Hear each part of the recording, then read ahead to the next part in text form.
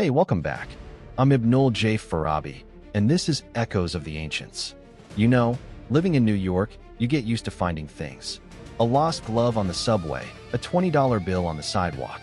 But imagine finding someone, who'd been lost for over 5,000 years. That's exactly what happened on a sunny September afternoon in 1991 in the high Alps between Austria and Italy.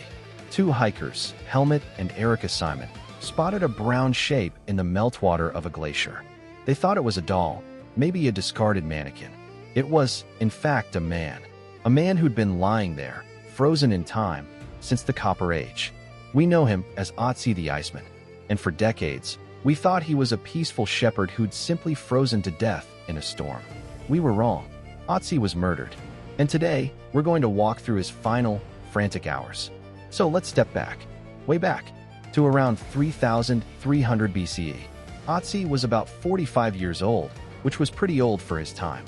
He was about 5'3", had weathered skin, brown eyes, and a beard. He was lactose intolerant, had a bit of arthritis, and carried the DNA for a heightened risk of heart disease. He was, in so many ways, just a guy, but the things he carried with him tell a story of a man on the move and in trouble. He had a sophisticated copper axe, a flint dagger, a bow, and a quiver of arrows, some of them unfinished. He had a birch bark container that likely held embers, wrapped in maple leaves to keep a fire alive on the go. He had a first aid kit of sorts, a fungus with antibacterial properties. And he had his clothes, meticulously stitched from leather and grass. This wasn't a man out for a casual stroll. This was a man prepared for a journey, and for conflict. Now, the scene of the crime is the Tysonjock Pass, high in the Ötzi Alps. It's brutal, rocky terrain, even in summer. For years, the official story was that Ötzi got caught in a sudden blizzard, succumbed to the cold, and was gently preserved by the ice. It was a peaceful, if tragic, end. But then science started to peer more closely. X-rays and CT scans in 2001 revealed something shocking. A flint arrowhead, smaller than a thumbnail, was lodged deep in his left shoulder.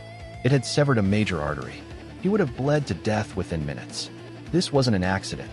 This was a targeted killing. The arrow entered from behind and below, suggesting his attacker was on lower ground. Ötzi was shot in the back. But the plot, as they say, thickens. His right hand shows a deep, fresh cut that reached down to the bone, a defensive wound, likely from parrying a knife attack.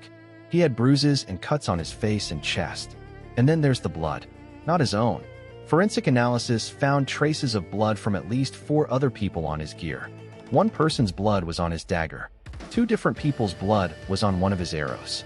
And a 4th person's blood was on his coat. This paints a picture of a violent struggle, or perhaps multiple violent encounters, in the hours or days before his death. Ötzi wasn't just a victim of a random ambush. He seems to have been in a running conflict. So, let's reconstruct those final hours, using what the evidence tells us. Ötzi is fleeing. He's high up, in a place you only go to cross the mountains, not to stay. He's exhausted. His last meal, eaten about 2 hours before he died, was fatty ibex meat and grains, a high-energy meal.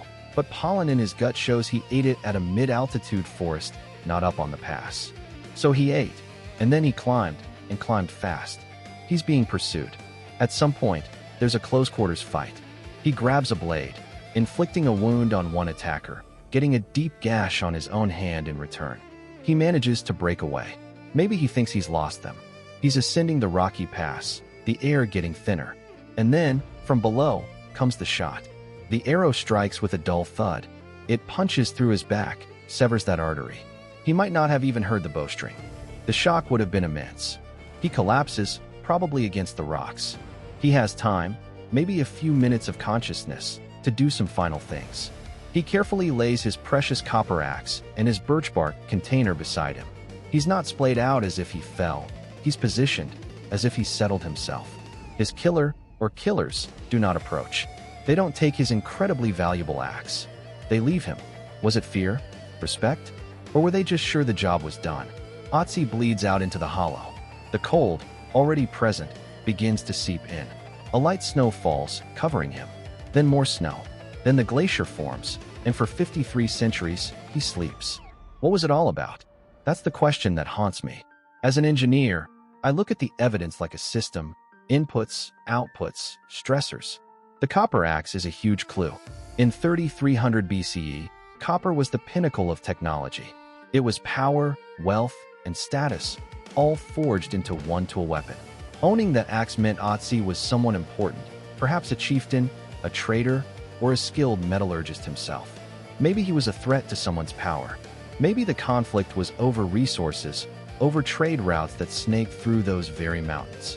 The unfinished arrows suggest he was preparing for a fight, but ran out of time. The multiple blood types suggest he and his group were in a larger skirmish. This feels less like a simple robbery and more like a targeted assassination or a final act in a small-scale war.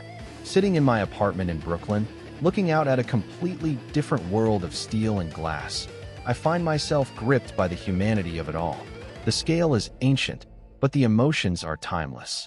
Fear, pursuit, the desperate, gasping climb for safety, the sting of betrayal, perhaps, the final, quiet moments of a man alone, dying far from home. We've all felt versions of these things in our own modern contexts. Ötzi ceases to be a museum exhibit and becomes a person, a man with a bad back who liked to eat ibex meat, who took care of his tools, who was caught in a violent dispute he couldn't escape. His story is a profound reminder that history isn't just about kings and empires. It's about individuals. It's in the contents of a pocket, the wound on a hand, the pollen in a stomach. Ötzi's final journey, preserved in ice and now revealed by science, gives us an intimate, heartbreakingly vivid snapshot of a single human life at the dawn of the Metal Age.